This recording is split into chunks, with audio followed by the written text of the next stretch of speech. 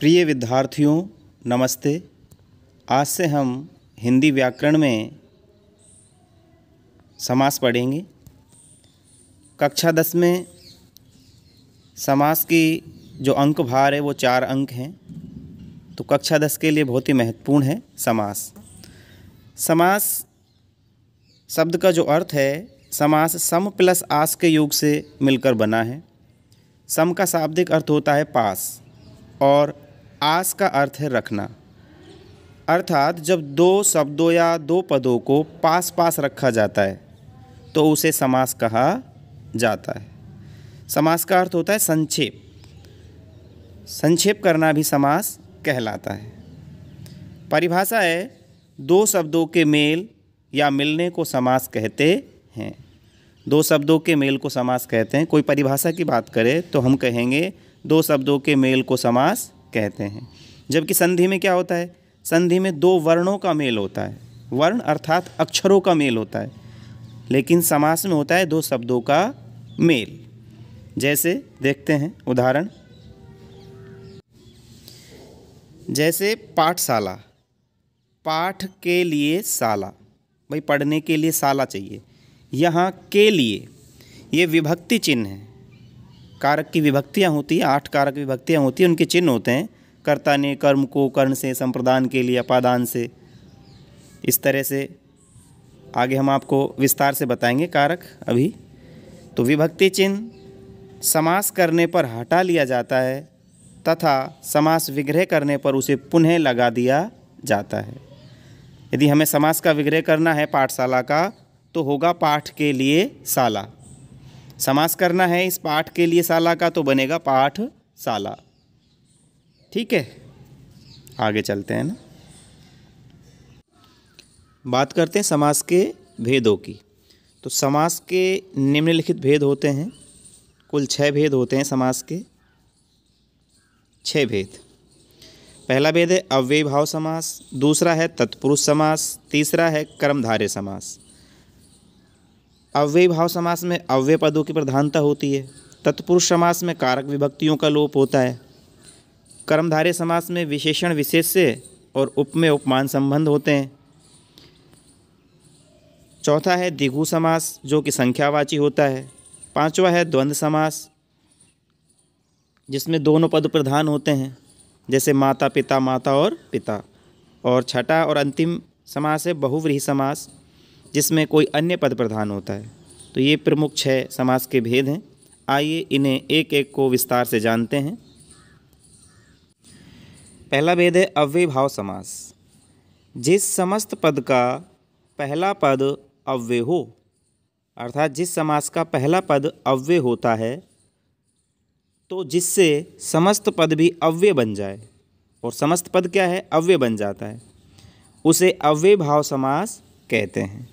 अर्थात जिस समास में प्रथम पद जो है अव्यय पाया जाता है, अव्यय जो व्यय नहीं हो, खर्च नहीं हो। व्यय माने खर्च होने वाले, और अव्यय शब्द वो होते हैं जिनमें कोई बदलाव नहीं होता, परिवर्तन नहीं होता। बहुत सारे उदाहरण हम आपको देंगे। जैसे ये उदाहरण है, यहाँ समस्त पद और विग्रह दोनों दिए गए हैं।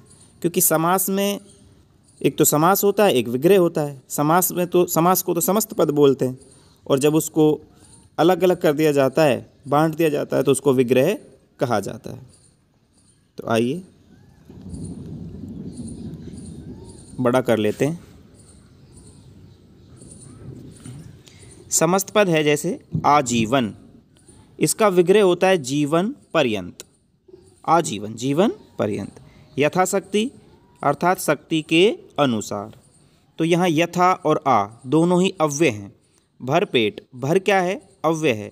पेट अर्थात पेट भरकर।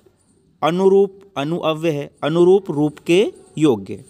यथाशीघ्र, यथा अव्यय है, यथाशीघ्र जितना जल्दी हो सके।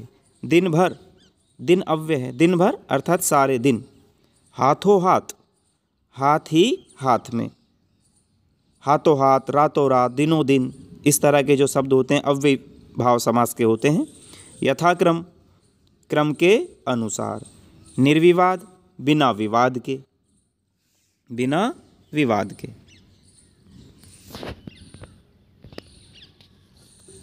और हैं उदाहरण, देखते हैं।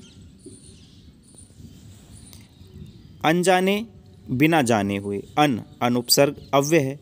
यथा समय, जो समय निर्धारित है। निर्विकार, अब निर क्या है, निर जो है अव्यय है। निर्विकार अर्थात बिना विकार के। लाजवाब, जिसका जवाब न हो। हर वर्ष, प्रत्येक वर्ष। और उदाहरण देखते हैं, जैसे प्रतिदिन है, प्रतिदिन दिन दिन। प्रत्येक, एक एक। प्रतिवर्ष, वर्ष वर्ष। तो प्रति, आ, यथा, शम, बे, ये सारे अव्ययभाव समास के उदाहरण हैं। आमरण, मरण तक। आजन्म, जन्म पर्यंत। आयु पर्यंत, आयु के अंत तक।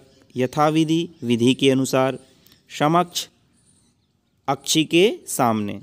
समधन अक्ष, अक्षी के सामने, अक्षी माने आँख के सामने। बेचैन, बिना चैन के। यथासंभव, जितना संभव हो। प्रतिक्षण, हर क्षण। निडर, बिना डरे हुए।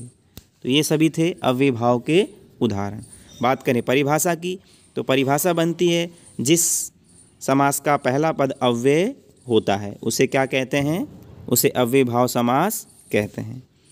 जिस समास का पहला पद अव्यय होता है, ये बात हमें रखनी है ध्यान भाई। जिस समास का पहला पद अव्यय होता है उसे अव्ययभाव समास कहते हैं। आगे चलते हैं। दूसरा भेद है तत्पुरुष समास। तत्पुरुष समास में द्वितीय पद प्रधान होता है। अव्ययी भाव जो समास था उसमें पहला पद प्रधान था, अव्यय की प्रधानता थी। यहाँ तत्पुरुष समास में द्वितीय, दूसरा पद प्रधान होता है। तत्पुरुष समास के उपभेद पूर्व पद में लगे हुए कारक चिन्हों के नाम से किए जाते हैं। इसके कई उपभेद, 6 उपभेद किए जाते हैं। जैसे कर्म के कारक चिन्ह को का लोप करने से बने समास को कर्म तत्पुरुष कहा जाता है। फिर कारक 8 होते हैं। कर्ता ने कर्म को करण से संप्रदान के लिए अपादान से अलग होने के अर्थ में संबंध का के की रा रेरी नानेनी अधिकरण में पे पर संबोधन हे ओ अरे।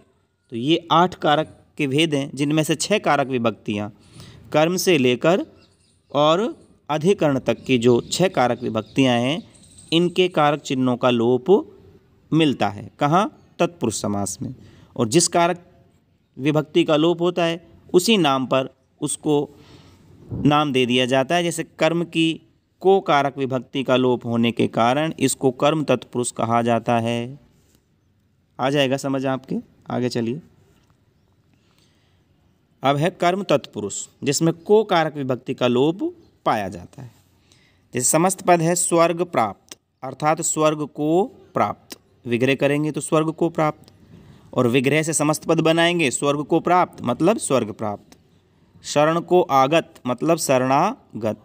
मुँह तोड़, मुँह को तोड़ने वाला। सर्वज्ञ, सब को जानने वाला। मांस भक्षी, मांस को खाने वाला को। और उदाहरण है ग्रहागत, ग्रह को आगत। चिड़ीमार, चिड़ी को मारने वाला। गगनचुंबी, गगन को चूमने वाला। नरभक्षी, नरों को खाने वाला। ग्रामगत, गांव को गया हुआ। तो ये कर्म की को, ये सब कर्म तत्पुरुष कहलाते हैं। को कारक विभक्ति का यहाँ पर लोप है। अब तीसरा जो कारक है वो है करण तत्पुरुष, जिसमें से के द्वारा का लोप पाया जाता है। जिसे मोहन पेन से लिखता है। साधन के अर्थ में करण तत्पुरुष समास होता है। देखते हैं उदाहरण। समस्त पद है वाक युद्ध, वाक से युद्ध अर्थात वाणी से युद्ध। नीति युक्त, नीति से युक्त। अकाल पीड़ित, अकाल से पीड़ित। पद दलित, पद से दलित। रस सिक्त, रस से सिक्त। मदमत, मद से मत हुआ। श्रम साध्य, श्रम से साध्य। ईश्वर प्रदत्त, ईश्वर द्वारा प्रदत्त दिया गया। नेत्रहीन, नेत्रों से हीन, ये साधन नहीं है उसके पास। आचार कुशल, आचार से कुशल। शराहत, सर से आहत। मदांत, मद से अंधा। जलाव्रत, जल से आवृत ढका हुआ। अशुपूर्ण, आंसू से पूर्ण। शोकाकुल, शोक से आकुल। मनगढ़ंत, मन से गढ़ा हुआ। धन रहित, धन से रहित। ये सभी कर्ण तत्पुरुष के उदाहरण हैं। आगे चलते हैं। अब हैं संप्रदान तत्पुरुष, जहाँ के लिए का लोप होता है। कर्ता ने कर्म को कर्ण से संप्रदान के लिए, जैसे रसोई घर, रसोई के लिए घर, रहा खर्च, रहा के लिए खर्च, सभा मंडप, सभा के लिए मंडप, डाक गाड़ी, डाक के लिए गाड़ी, गुरु दक्षिणा, गुरु के लिए दक्षिणा, सभा भवन, सभा के लिए भवन, स्नान घर, स्नान के लिए घर, मार्ग वे, मार्ग के लिए वे, विद्यालय, विद्या के लिए आलय, देशभक्ति, देश के लिए भक्ति, यज्ञ वेदी, यज्ञ के लिए वेदी, देवालय, देवता के लिए आलय, आलय होता है घर, रणभूमि, रण के लिए भूमि, युद्ध के लिए भूमि, माल गोदाम, माल के लिए गोदाम, न्यायालय, न्याय के लिए आलय घर, सत्याग्रह, सत्य के लिए आग्रह। तो ये सभी संप्रदान तत्पुरुष समास के उदाहरण हैं। अब है अपादान तत्पुरुष। से अलग होने के अर्थ में विभक्ति का लोप होता है। जैसे कर्ता ने कर्म को कर्ण से संप्रदान के लिए अपादान से अलग होने के अर्थ में, पेड़ से पत्ता गिरता है, अलग हुआ ना पत्ता, उस अर्थ में। जैसे समस्त पद है दूरागत, दूर से आगत, दूर से आया हुआ, दूर से आया है, रण विमुख, रण से विमुख, युद्ध से अलग, भयभीत, भय से भीत, भय से डरा हुआ, आशातीत, आशा से अतीत, ऋण मुक्त, ऋण से मुक्त, धर्म विमुख, धर्म से विमुख हुआ, पदच्युत, पद से गिरा हुआ, दोष मुक्त, दोष से मुक्त, जाति भ्रष्ट, जाति से भ्रष्ट, पाप मुक्त, पाप से मुक्त, जल रिक्त, जल से रिक्त, पथ भ्रष्ट, पथ से भ्रष्ट, भटका हुआ। जैसे देश निकाला, देश से निकाला, लोकोत्तर, लोक से उत्तर, बंधन मुक्त, बंधन से मुक्त। छठा भेद है, छठी कारक विभक्ति है संबंध तत्पुरुष, जहाँ का, के, की, रा, रे, री, ना, ने, नी, इन विभक्तियों का लोप मिलता है। अधिकतर का, के, की ही होती है। जैसे पराधीन, पर माने दूसरे के अधीन, नगर सेठ, नगर का सेठ, राष्ट्रपति, राष्ट्र का पति, कन्यादान, कन्या का दान, गोदान, गो माने गाय का दान, हिमालय, हिम का आलय अर्थात बर्फ का घर, भूदान, भू का दान, सेनाध्यक्ष, सेना का अध्यक्ष, रामचरित, राम का चरित, राजदरबार, राजा का दरबार, देशवासी, देश का वासी, राजमाता, राजा की माता, उल्कापात, उल्का का पात, उल्का पिंडों का गिरना, दीप शिखा, दीप की शिखा, दीपक की जो ज्योति है, अन्नदान, अन्न का दान, ऋषि कन्या, ऋषि की कन्या। तो यहाँ का, के, की इन विभक्तियों का लोप मिलता है तो होता है संबंध तत्पुरुष। जैसे और हैं सभापति, सभा का पति, सभापति, सभा का पति, गंगा जल, गंगा का जल, लोकनायक, लोक का नायक, स्नेहमग्न, स्नेह में मग्न, डूबा हुआ, स्वर्ण पात्र, स्वर्ण का पात्र। और छठा भेद है अधिकरण तत्पुरुष, सातवीं विभक्ति और छठा भेद, जिसमें में, पे, पर अर्थात आधार की अधिकरण संज्ञा होती है, आधार का अधिकरण कारक बनता है। जैसे आप बीती, आप पर बीती, विद्या प्रवीण, विद्या में प्रवीण, पुरुष सिंह, पुरुषों में सिंह, डिब्बा बंद, डिब्बे में बंद, घुड़सवार, घोड़े पर सवार, आत्मनिर्भर, आत्मा ने स्वयं पर निर्भर, गृह प्रवेश, गृह में प्रवेश, कविराज, कवियों में राजा, नरोत्तम, नरों में उत्तम, फलासक्त, फल में आसक्त, ध्यानमग्न, ध्यान में मग्न, डूबा हुआ, वनवास, वन में वास। इसी तरह से इसको अधिकरण तत्पुरुष नाम दिया गया है। यदि हमें भेद भी ना पता लग पाए तो हम तत्पुरुष भी इसे कह सकते हैं। ज़्यादा अच्छा होगा कि हम कारक विभक्ति के भेद सहित उसका नाम लें, जैसे अधिकरण तत्पुरुष है, कर्म तत्पुरुष है, करण तत्पुरुष है, संप्रदान तत्पुरुष है, अपादान तत्पुरुष है। आगे चलते हैं। तीसरा भेद है कर्मधारय समास। इस समास में दूसरा पद उत्तर पर प्रधान होता है, किंतु पहला पद पूर्व पद जो है विशेषण तथा दूसरा विशेष्य अर्थात संज्ञा होता है। हम कहें कि विशेषण विशेष से संबंध इसमें पाया जाता है। क्योंकि ये जो भेद है तत्पुरुष का ही उपभेद इसे माना जाता है, इसलिए दूसरे पद की इसमें प्रधानता है। मूल रूप से समास के 4 भेद होते हैं, लेकिन विस्तार से जब हम पढ़ते हैं तो हमें 6 पढ़ने पड़ते हैं। ठीक है, तो दूसरे शब्दों में जिस समास के दोनों पदों में विशेषण विशेष्य का संबंध रहता है, विशेषण और विशेष्य का संबंध रहता है, उसे कर्मधारय समास कहते हैं। ठीक है, कर्मधारय समास में विशेषण विशेष्य संबंध देखने को मिलता है। विशेष्य होता है जिसकी विशेषता बताई जाए और विशेषण होता है जिससे बताई जाए। जैसे मोहन गोरा है, मोहन की विशेषता बताने की वो गोरा है, मोहन तो विशेष्य हुआ, और जो गोर वर्ण है वो विशेषण है। तो परिभाषा देख लीजिए, जिस समास में विशेषण विशेष्य संबंध पाया जाता है उसे कर्मधारय समास कहते हैं। उदाहरण देखते हैं। श्वेतांबर, श्वेत है जो अंबर, अंबर कैसा है? श्वेत है। मधुहास, मधु सम है जो हास, मधु के समान हंसी। दुष्कर्म, दूषित है जो कर्म। सत्पुरुष, सत है जो पुरुष। पुरुष रत्न, पुरुष है जो रत्न के समान। चरण कमल, चरण है जो कमल के समान या चरण रूपी कमल। उपमेय उपमान और विशेषण विशेष से संबंध। नीलकमल, नीला है जो कमल। नीलगाय, नीली है जो गाय। रक्तकमल, लाल है जो कमल। महापुरुष, महान है जो पुरुष। खाद्यान्न, खाद्य है जो अन्न, खाने का जो अन्न है। लोह पुरुष, लोह जैसा शक्तिशाली है जो पुरुष। सज्जन, सत है जो जन। पीतांबर, पीत है जो अंबर। पीतांबर जो शब्द है ये बहुव्रीहि समास का भी उदाहरण है। पीतांबर, पीले वस्त्रों वाला, कौन है? विष्णु जी हैं। यहाँ पीतांबर हो रहा, पीत है जो अंबर, पीला अंबर। महात्मा, महान है जो आत्मा। चंद्रमुख, चंद्रमा के समान जो मुख है। महर्षि, महान है जो ऋषि। नीलाकाश, नीला है जो आकाश। तो ये सभी कर्मधारय समास के उदाहरण हैं जहाँ उपमेय उपमान और विशेषण विशेष से संबंध पाए जाते हैं। चौथा भेद है समास का द्विगु समास। द्वि माने दो, गु माने गाय। दो गायों का जोड़ा द्विगु कहलाता है।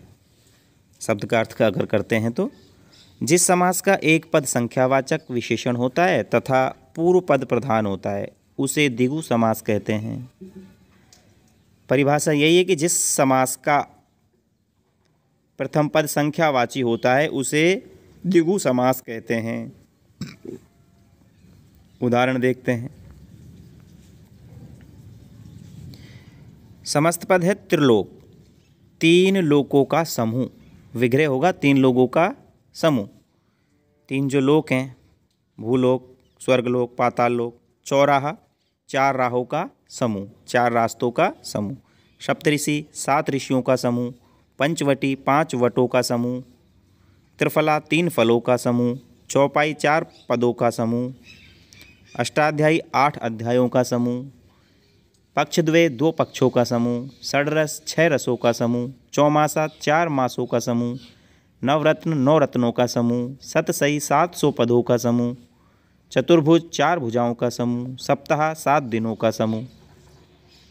तो इस तरह से प्रथम पद क्या है? संख्यावाची, वो द्विगु समास होता है। पांचवा भेद देखते हैं, द्वंद्व समास। जिस समस्त पद में दोनों पद प्रधान हो तथा विग्रह करते समय एवं, तथा और आदि लगें उसे द्वंद्व समास कहते हैं। समस्त पद के मध्य योजक चिन्ह रहता है। समस्त पद जो है उसके बीच में योजक चिन्ह लगा रहता है। इसमें दोनों पदों की प्रधानता होती है द्वंद्व समास में। बहुत ही आसान है, पहचान सकते हैं। उदाहरण देखिए, जैसे भाई बहन, भाई और बहन। धनी निर्धन, धनी और निर्धन। रात दिन, रात और दिन। पूर्व पश्चिम, पूर्व और पश्चिम। नर नारी, नर और नारी। जन्म मरण, जन्म और मरण। अन्न जल, अन्न और जल। राधा कृष्ण, राधा और कृष्ण। पेड़ पौधे, पेड़ और पौधे। भला बुरा, भला और बुरा। वेद पुराण, वेद और पुराण। ऊंच नीच, ऊंच और नीच। माता पिता, माता और पिता। देश विदेश, देश और विदेश। सुख दुख, सुख और दुख, हार जीत, हार या जीत या हार और जीत, दाल रोटी, दाल और रोटी, हानि लाभ, हानि या लाभ, या तो हानि होगी या लाभ, या और, तथा, सीताराम, सीता और राम, जल थल, जल और थल, पाप पुण्य, पाप और पुण्य, दूध दही, दूध और दही, राज रंक, राजा और रंक, छोटा बड़ा, छोटा और बड़ा, चल अचल, चल और अचल। इस तरह से विभक्ति चिन्ह लगा होता है। जैसे दूध दही के बीच ये जो विभक्ति चिन्ह है, विभक्ति चिन्ह इसे कहा जाता है। इस तरह से ये और का गोतक है, जैसे माता और पिता। अंतिम और छठा भेद है बहुव्रीहि समास। जिस समस्त पद में कोई पद प्रधान नहीं होता, कोई भी पद प्रधान नहीं होता, ना पहला ना दूसरा, तथा जो अपने पदों से भिन्न किसी संज्ञा का विशेषण होता है, अर्थात जिसमें अन्य पद की प्रधानता पाई जाती है। अन्य मतलब तीसरा, अन्य पद की प्रधानता जहाँ पाई जाती है उसे बहुव्रीहि समास कहते हैं। अन्य पद प्रधान होता है, इसमें दोनों पदों को छोड़ते हुए कोई तीसरा ही पद इसमें प्रधान होता है। जैसे पीतांबर है, पीत है अंबर जिसका, अर्थात पीले हैं वस्त्र जिसके। श्री कृष्ण के वस्त्र कैसे हैं? पीले, संज्ञा का विशेषण है कृष्ण। दशानन, विग्रह होगा 10 हैं आनन जिसका, अर्थात 10 सिरों वाला रावण। चतुर्भुज, 4 हैं भुजाएं जिसके, अर्थात विष्णु।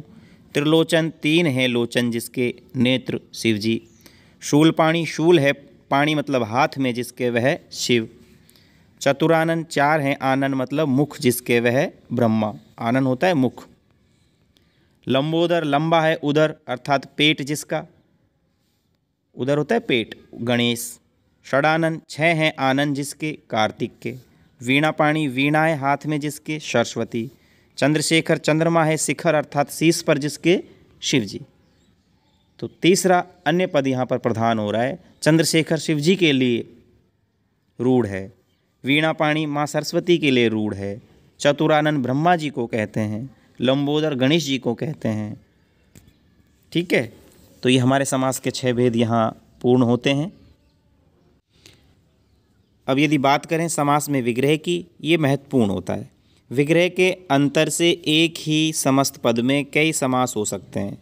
जैसे पंचानन का विग्रह 5 आननों का समूह भी होता है, करने पर द्विगु समास हो जाएगा। जब हम 5 आननों का समूह करेंगे तो द्विगु हो जाएगा, संख्यावाची है पंचानन, पंच आ रहा है ना संख्यावाची।